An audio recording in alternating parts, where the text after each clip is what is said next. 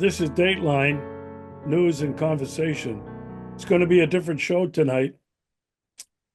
Um, I want you to stay tuned because not only are you going to be informed, you're going to be entertained. The story begins in 2016 in Odessa, in Ukraine, for the second anniversary of the massacre at the trade union hall in Odessa. There were journalists there from around the world. We were brought there to provide protection for the mothers of those who lost their lives on May 2nd at the trade union halls in 2014. I came with two Americans, and then another American showed up whom I didn't know. He had been living in Russia and working for RT. But we connected in a very short period of time. I must confess, we were sitting in a restaurant, the Che Guevara restaurant in Odessa, and we drank enough Cuban rum for a lifetime.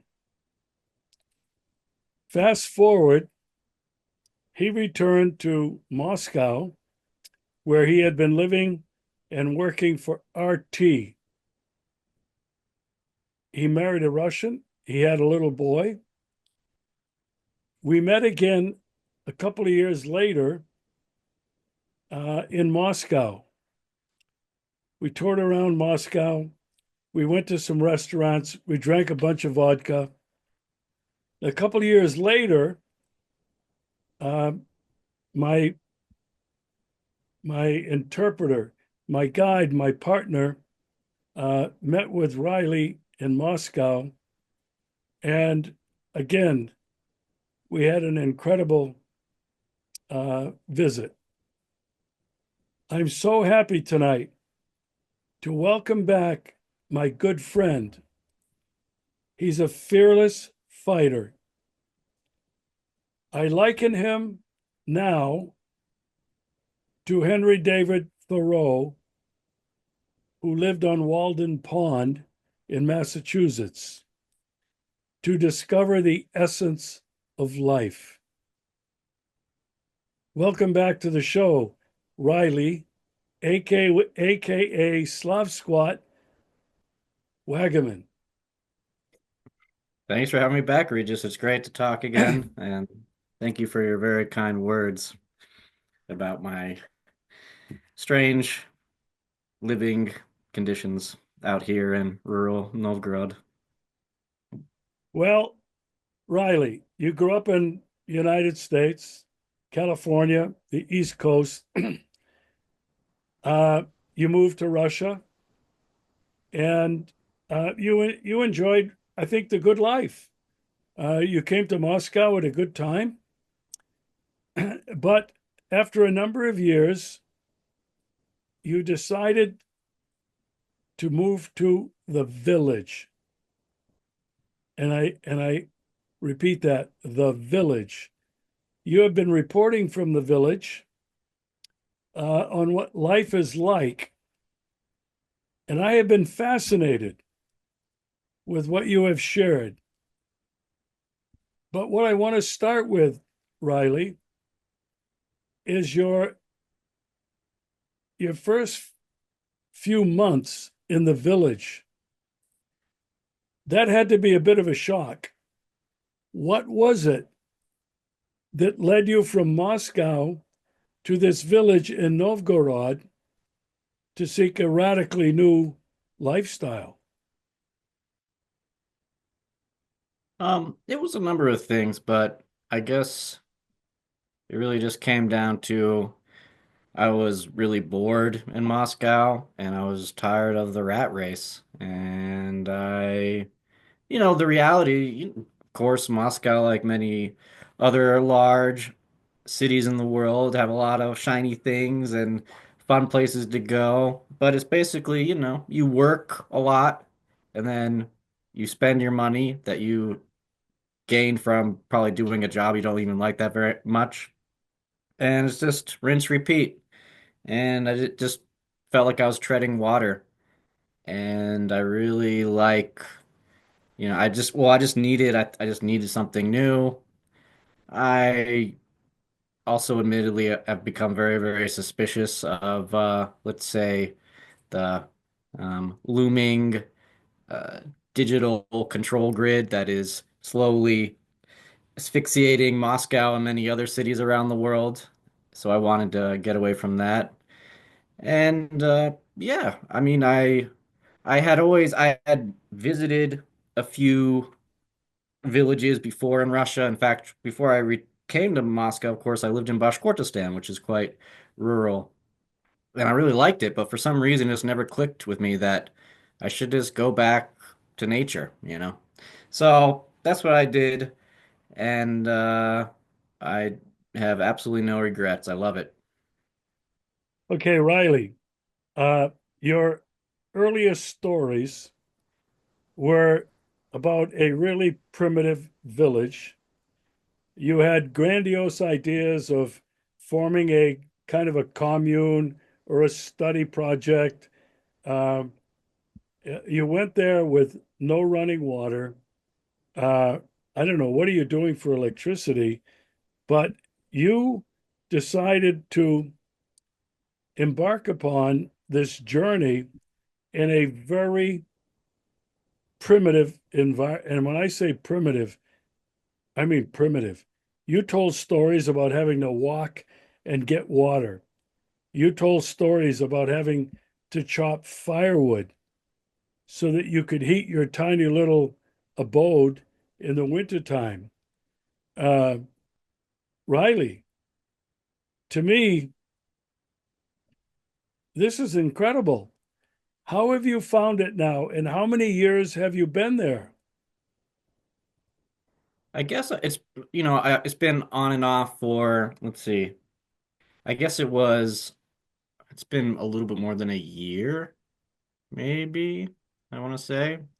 I also spent some time when I'm not in the village. I usually go visit. I bring my son, who's living with me here in the village, but we go to the United States once a year and visit my mom, which my son really likes. And he's spoiled rotten, considering, he has to use the little boy's room in sometimes very cold temperatures, and then he goes to America and there's like endless cheeseburgers and pizza and like heated tile bathrooms.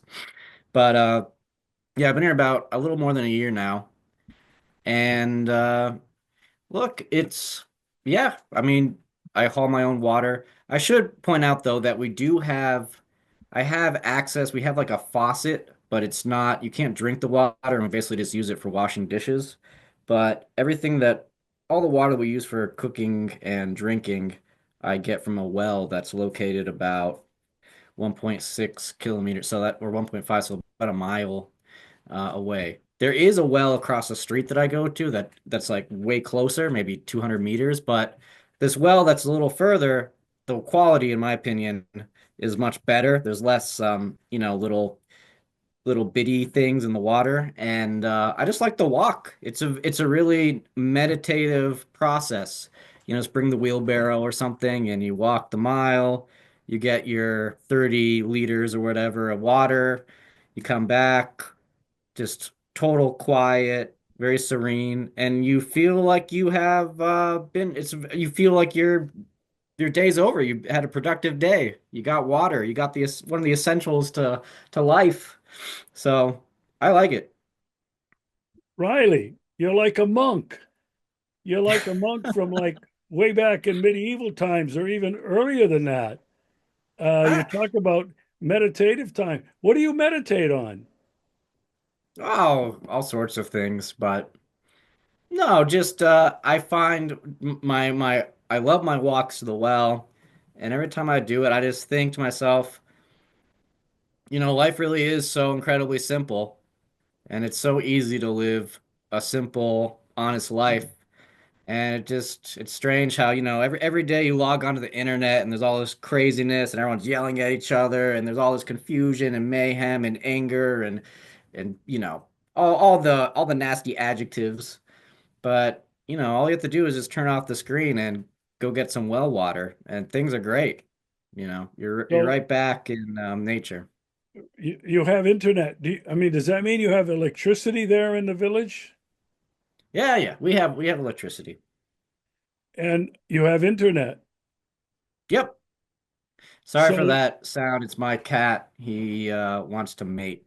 So, yeah, if you hear that. all right. So, how much time do you spend reading all of the noise about everything that's happening in the world? Well, actually, one of my New Year's resolutions is to read as little as possible on the internet, but admittedly, I'll probably browse the internet for an hour a day, which is already way too much in my opinion. Just before bed or when I wake up in the morning and I'm drinking my coffee. But I think more and more I'm moving towards the realization that there's just a lot of noise and a lot of things that just do not matter at all, and people get really invested in it and really upset about it, but it just doesn't matter at all. So I don't know why we're wasting our times, with this kind of stuff. So, Yeah. I have really turned a lot of it off. I've continued to do my show with a variety of people talking about, what's happening, current events, but I've really stopped listening to almost everything coming from anywhere else. Um, yeah. it it's really very overwhelming, very disturbing, and I'm living in Yalta, and this is like another day in paradise. Um, if you don't turn the computer on, you really every day, morning to night, kind of feel that you're in a special place. I call it paradise. You're not overwhelmed with all of the crap, all of the experts endlessly analyzing everything, and I try to focus on staying in the moment. Now, Hmm. I think it's probably easier for you to stay in the moment because you're living somewhat of a monastic life out there in the village. Um, but now I want to talk about life in the village. Um, you've written some really, really great stuff. Um, from collecting water, walking a mile and a half with a wheelbarrow to bring back 30 liters of water. Um, you have had to do quite a bit of work on your humble abode. Tell me about your living quarters. Uh, from what I've seen, you're not even living in a Motel 6. You're living in a very primitive kind of environment, are you not? Yeah, well, these are very simple gotchas or country homes, but we're pretty comfortable. It's there's not a huge amount of space, but we stay warm. We have two stoves. We actually just got a new stove installed. We had the old one knocked out because it was giving us issues. It was smoking when it shouldn't. And installed a new one. Some guys came, some real professionals, and built a new stove for us in our kitchen. And this thing, you light that, it like radiates heat for hours, and you can cook on it, which is super cool. So no, I mean, look, it's hard to keep everything clean. Admittedly, just because we're always outside, and then you bring the dirt in. Um, Sometimes things can get a little, disheveled, disorganized, but you just have to accept that that's the way of life here, and yeah, make the best of it. I love it. I love it. I wouldn't trade it for anything. All right, you keep mentioning we and our. I mean, who's the we and our? Your cats, goats? Who? Well, we've got two cats here in the house, a dog, my son, uh, Edward Jr., we'll call him, and he's having a blast here. And then Katerina, my village partner, is here. So yeah, it's a fun little we're having a fun little family here. Whoa, wait a minute now. Little Edward Jr. is staying with you permanently?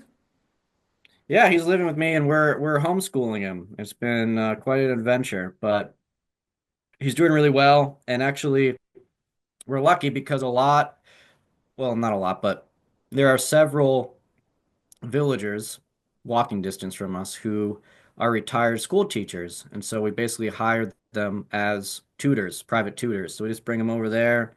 He learns his mathematics an hour a day, bring him somewhere else. He gets, some very uh, good instruction in Russian language and literature and all sorts of things. And then we also teach him a few lessons here at home. So, Wow. yeah. You know, we homeschooled three of our children for a couple of years uh, because we were very unhappy with the public system. They're now in their mid 30s to late 30s, and I think they really benefited from that. But what does he do for friends? Does he have any other kids around that he can play with? He can hang out with, play soccer or whatever. What does he do for friends? There is a boy who lives down the street, although admittedly they don't spend a lot of time together. Um, there is, yeah, it's true that there's not a lot of super young people to socialize with here in the village. But what's funny is has he has a lot of he has a lot of fans in the village, although they're much older than him. And so, a lot of the fellow villagers have taken a real liking to him and hang out with him. And so he goes into, there's a town nearby about 30 kilometers, and we take him in once a week, and he does some extracurricular activities at the local school. So Yeah. So how old is he now? he is 7. Wow. And he's bilingual? Yeah, I would say so. I mean, he's Russian was his first language, and but his English is also, I would say, good. Yeah. Wow. Well, so he now you call him Edward Jr., but wasn't he Robbie? Yeah, his name was supposed to be a little on the family secret, but it's okay. It doesn't matter really. Yeah, So we're going to refer to him as Edward Jr. from now on. Edward Um, Jr. how has he adapted to Walden Pond in Novgorod village?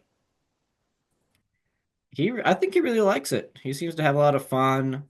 Um, we go on walks together. Now that the weather is getting better, spring has finally come. The snow actually melted all last night. Not yet, but soon we'll be able to. We're located near 2 lakes, so we'll be able to go swimming, maybe do some fishing with a neighbor who's promised to teach us the ropes. And I mean, there's just a lot of things that for a young person to do in a village, where there's not a lot of rules. There's lots of fun, possibly dangerous tools you can play with. You know, it's I think for a young, curious boy, it's not a bad place to be. Wow. So Ekaterina, tell me about your partner. Uh, she's part of the family. Yeah, she's great. She works as a translator and Russian to English, and she was the one who actually found the village initially, this location, and then suggested that I come take a look, and I really fell in love with the place, and so I decided to stay. So are you partners in life now? I think you could say that. Yeah. I mean, I hate to pry, but I mean, Riley, I want to know. everybody's going to want to know, what your little family life is like uh, in this. What is the name of the village? We haven't publicly released the name yet, although I think we will at some point in the future, but I think we're gonna do it just when we're ready to like actually invite people for visits. Although we have actually had I've had multiple subscribers, actually not multiple, well, let's see. Yeah, multiple subscriber readers of my blog to come and hang out with me here in the village. It's been super fun. It's been awesome. So everyone who comes up loves it. So I'm really excited to invite more people up, when we have more space and maybe improve living conditions a bit. But during the summer, it's a lot easier to get people bunked up here. Well, my Tanya and I uh, are excited about getting there eventually. We thought it might have happened a few months ago, but we didn't end up going from Moscow to St. Petersburg. And I guess you're somewhere on the way, but it's definitely on our bucket list. And I'm even more now intrigued by some of the recent stories you've been telling on your blog. And I want to encourage people who may not yet be subscribed to subscribe to Slavasquat on Substack. Um, Riley not only comments on life in the village, Riley has been a fierce journalist, and that's what he is. Um, he revealed a lot of uncomfortable things about the vaccine here in Russia. He's been reporting on the digital transformation that is already underway here in Russia. You will not find anybody that I know who will report on these things. And so, if you're not already subscribed, I highly recommend that you do that. But now, Riley, you've written some things this past week that really got my attention. It seems like springtime in the village is the arrival of new members of the village, namely goats, cats, dogs, whatever. Tell me a little bit about the increase in population there in the village. Yeah, so we have a sort of partnership, you could say, with a woman who lives about a kilometer down the road from us, and we basically help together. We take care of livestock, cows and goats, also some chickens, and we've had three new baby goats in the last 3 weeks, and I think there's two more coming because one of our goats is mega pregnant. She's about to pop. And we had a birth of a calf recently, which was quite something. Got a phone call at 3 a.m. I had to hustle down and help with newborn calf things that I've never helped out with before. And yeah, it's always something new in the village, I'd have to say. And it's a lot of work, but it's also a lot of fun. And also, you get a lot of milk, which is nice. We've been experimenting with making cheese. We actually made some really good mozzarella recently. It was Oh, awesome. Yeah, we just needed a little extra salt, but that's not a big deal. But we've also, we make really good tvorog, which is basically like Russian cottage cheese, and some other types of cheese we've been experimenting with. And we really want to get into making butter because I'm sure, as you know, Regis, butter prices are going through the roof. So we want to make our own butter, and yeah, I mean, there's a lot of things you can do with dairy. So we're excited to expand our dairy horizons. all right. Let's talk about the new births. Um, I'm still laughing about your misgender cat. A little kitty got born, and you named it Susan or Sue. And a few weeks later, you discovered that Sue was a boy. And I thought about, I think it was Johnny Cash's famous song, A Boy Named Sue.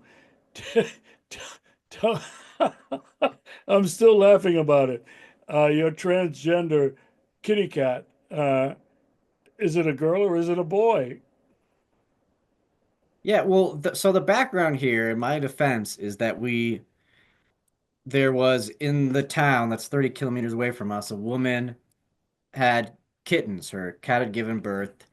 And, unfortunately, I mean, this is the reality, and not just in Russia, but in many countries. If people have a bunch of little newborn kitties and they don't have anyone to take them, they'll drown them or they'll kill them.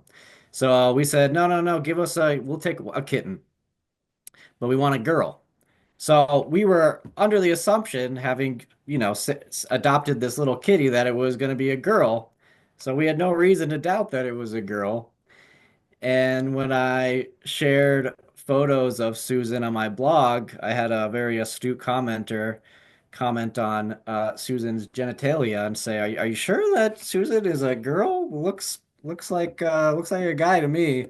And so, that really freaked me out. And Katerina and I were like, we spent like the whole day, start looking at pictures of cat genitalia, trying to figure out, like holding up Susan, looking at the photos, trying to figure out what is this cat.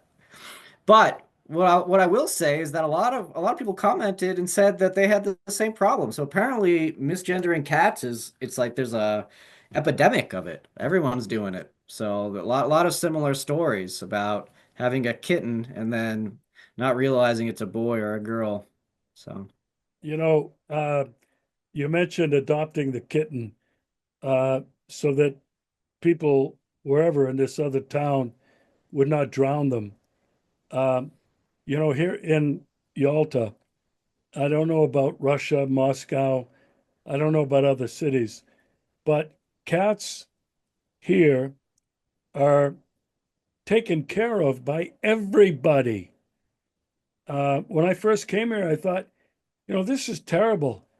Animal control should be around here, gathering up all these stray cats and getting rid of them or trying to have them adopted. But it doesn't happen. In our neighborhood, I don't know how many there are. I think there must be maybe 20. We adopted one 4 years ago, 5 years ago, maybe when I first came here. We love this little kitty, but she's domesticated, but she's also a trash cat. She came from the street. And the thing about it here is everybody feeds them, Riley. yeah. We live on the third floor here in this apartment building, an old Soviet era apartment building.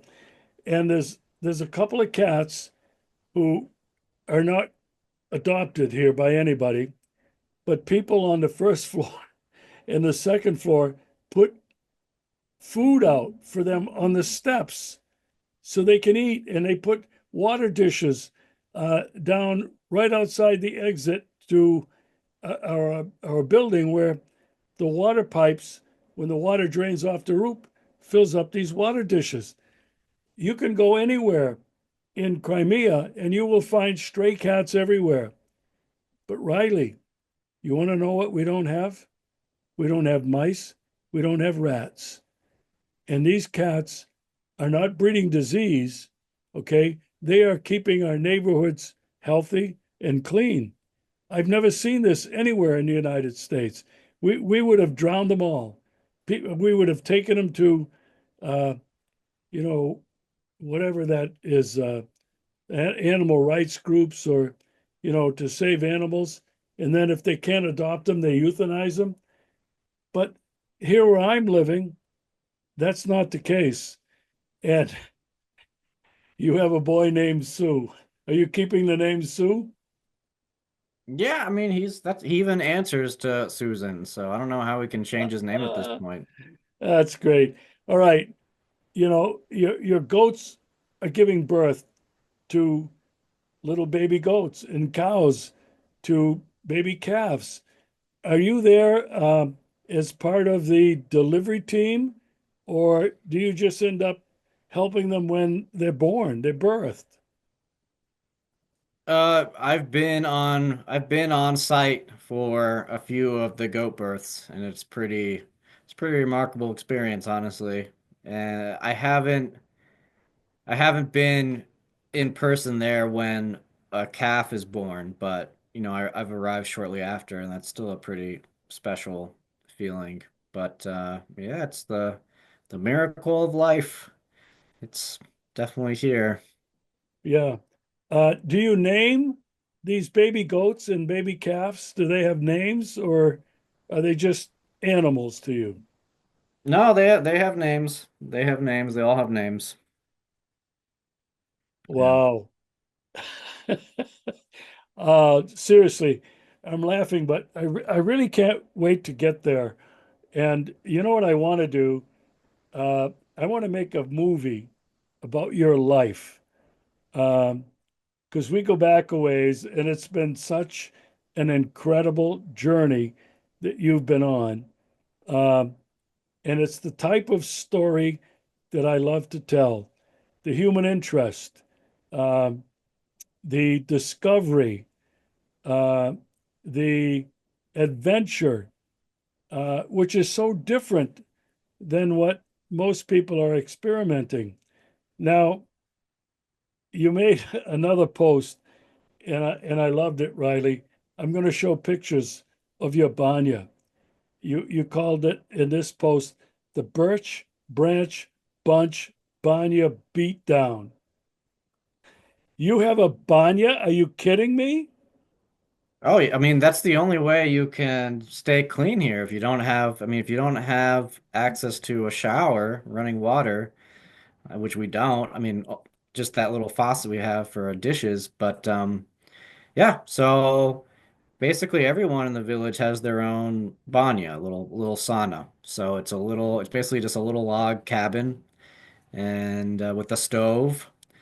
And you light it up, a stove, and then you have like the big pot of water, and you light it up, and you keep that. You got to really get a very, very strong fire going, and you boil the water, and you get all the steam, and then you just steam in your banya, and then you have these, basically little birch branch bundles of birch branch, which I guess are called switches maybe sometimes, and you can whack yourself or other people, and it creates this sort of aromatic cleansing effect. And yeah, we do it once a week at least. So you don't use soap and water? We do. Do you make your own soap? We don't, but actually, it's something we want to look into because you can do it with goat milk. Actually, you can make goat milk soap, and we have goat milk. So, Wow, I've been here now 5 years. I've never been, but I've been coming here since 2016. I've never been to a banya. I have Russian friends who have been telling me, you have to come, you have to go to the banya, and they're going to beat you with these birch leaves, and they're going to beat yep, all the impurities out of your body. I haven't, maybe when I come to visit you, I will do it. you got to, Regis. You got to at least once. If not, I'm not really Russian, right? Exactly. That's the rule. Okay, so I want to transition now, Riley, to your blog. You don't just talk about life in the village, which I think is really fascinating. It so much reminds me of Henry David Thoreau in his time on Walden Pond. And I grew up in Maine, went to school in Massachusetts, and have been to Walden Pond a couple of times. And I've always fantasized about what it must have been like in reading on Walden Pond. Uh, but you're actually living in kind of your own Walden Pond. You're living in a remote village. You're experiencing life in its simplest forms, but you've also been commenting on what's going on. Now, I don't find you commenting on the war in Ukraine. I don't find you commenting on Donald Trump and everything that's happening, but you've continued to focus on some things that are happening in Russia uh, that for some people is really exciting, and for other people, it's not so exciting. It's a bit threatening. It's the digital transformation. How did you arrive at this, Riley? How do you deal with it? Living in a village, a remote village. Well, obviously the reality is that my day-to-day existence, I have very little contact with this transformation, although that doesn't mean that it's not happening, and it certainly is. As I've documented on the blog pretty recently, just over the last year, there's been 1 million biometric payment terminals installed across Russia. In fact, at the local butcher shop 30 kilometers from me, they have one of these little biometric payment kiosks, although who knows if anyone has ever used it there. But they are very rapidly installing the infrastructure, and I have no reason to doubt that they will continue accelerating this process. And I think that really the end goal here, or the end game really is a world where people are told that it'll be convenient and safe to give up a lot of their privacy and freedoms, to basically live in a very tightly controlled, supervised, surveilled digital system. And it's absolutely happening now in Russia. In Russia, I believe it's now at least five subway systems, they call them metros in Russia, uh, have installed biometric payment terminals as an option for payment. When you go in Moscow, they have them, St. Petersburg, I think I want to say Samara, Yekaterinburg, and there's got to be at least one other city. And yeah, it's happening, and it's interesting how it just sort of it happened gradually and then suddenly, as Hemingway would say. It just somehow these very, very like a revolutionary changes in how we make transactions, how we interact with each other, how we interact with the state, with financial institutions. This just happened it's seemingly overnight, and there wasn't a lot of debate about it. And the implications, I think, well, I don't know. It's one of those things, just like the digital ruble, which is also in a testing phase and is going to be coming in the next year or so. It's a Pandora's box where unfortunately you have to be quite pessimistic and cynical about it because the potential for abuse is basically it's unlimited. It's basically whatever you can imagine is actually probably a very likely scenario. So it's not good, in my opinion. Yeah, I have a friend. Uh, she's an elderly lady. She's very smart.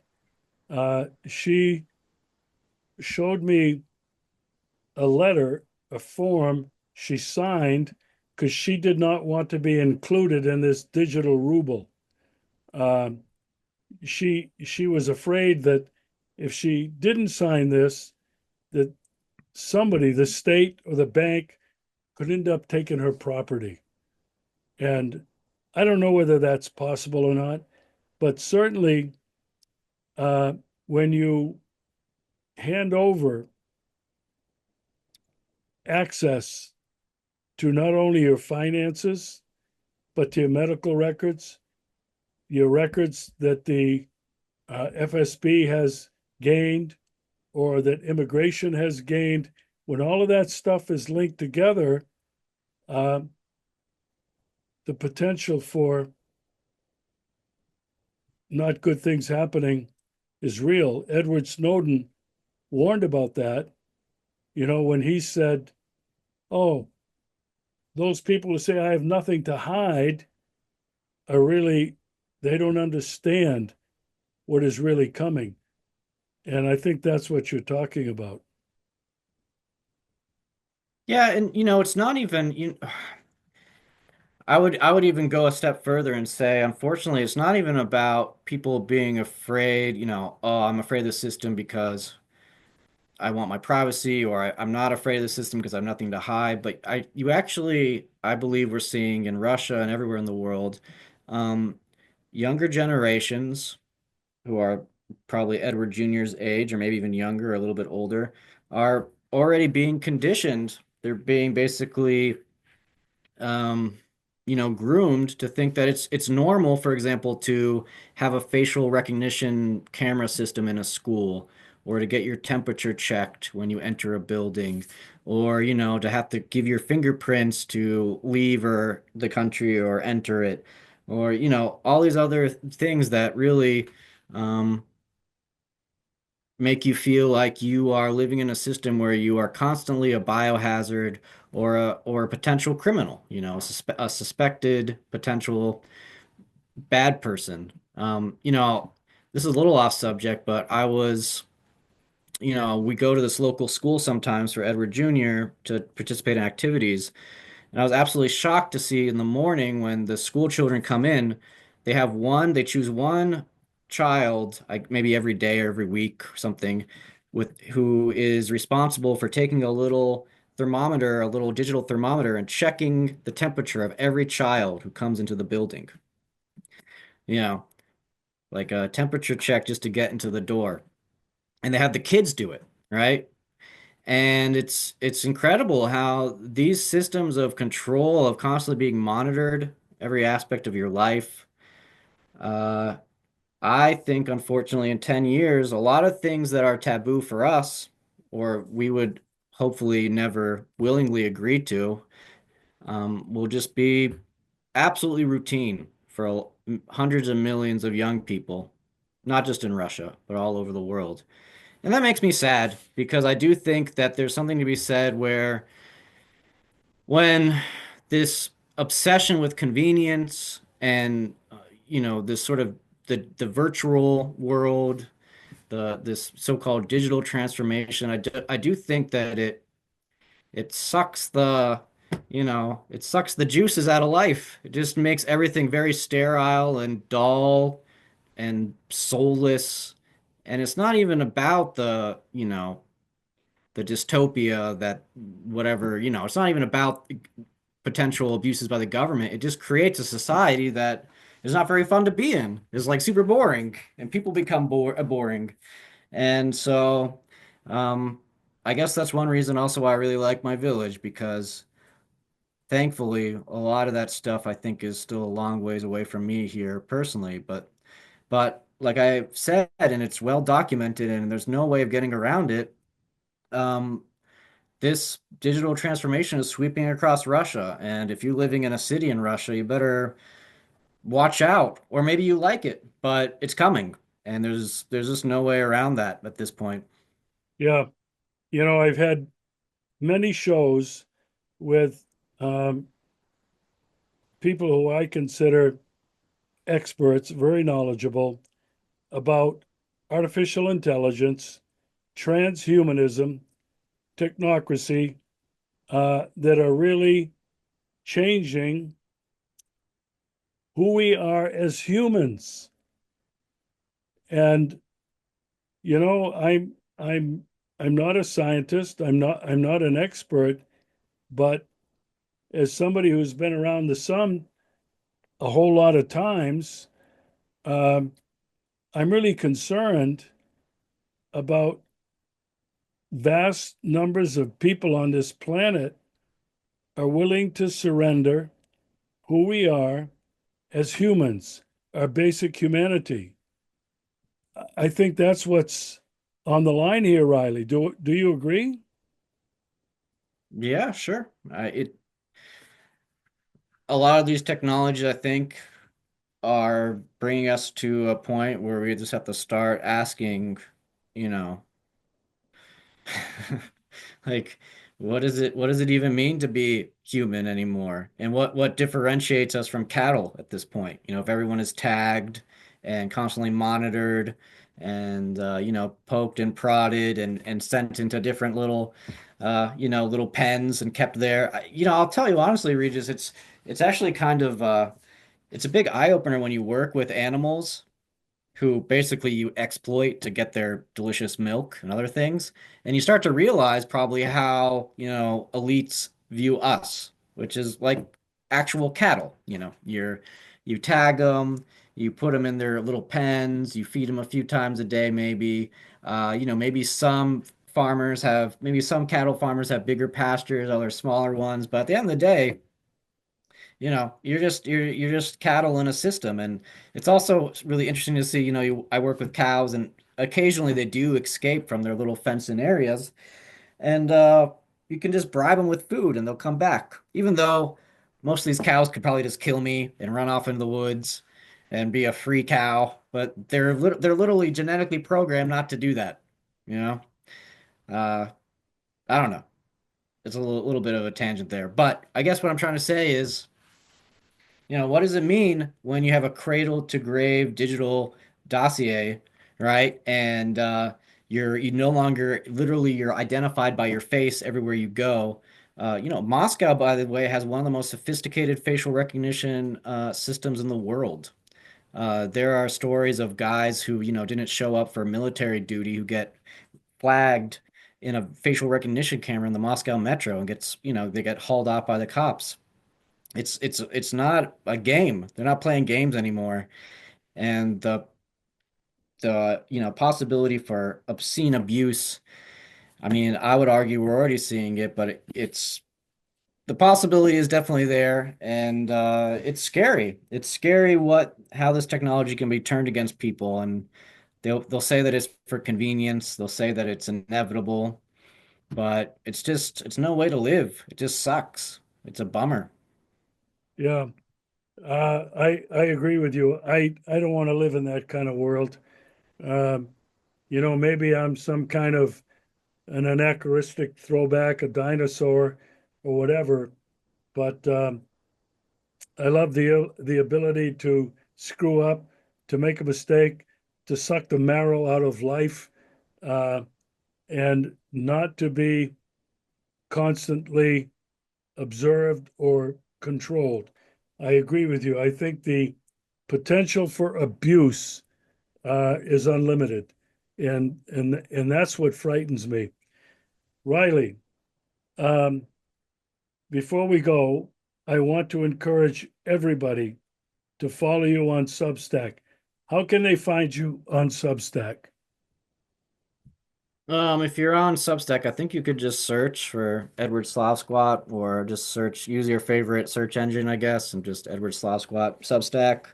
The URL is edwardslavasquat.substack.com. So, Great. Well, I hope people who are watching this tonight, friends of mine, friends of yours, but those who are not, I hope they will subscribe to your Slub Squat channel for exciting news about life in the village on Russia's Walden Pond, and for regular updates on things that threaten who we are as humans.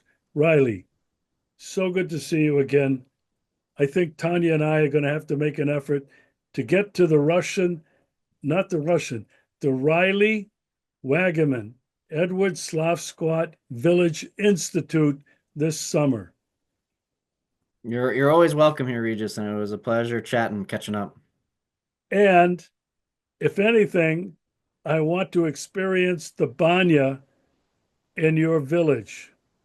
We'll cook up a fierce banya for you. We'll get a nice cold glass of samagon, some moonshine ready for you, and you'll have the real banya experience. All right, Riley. Thanks so much. We'll see you again soon.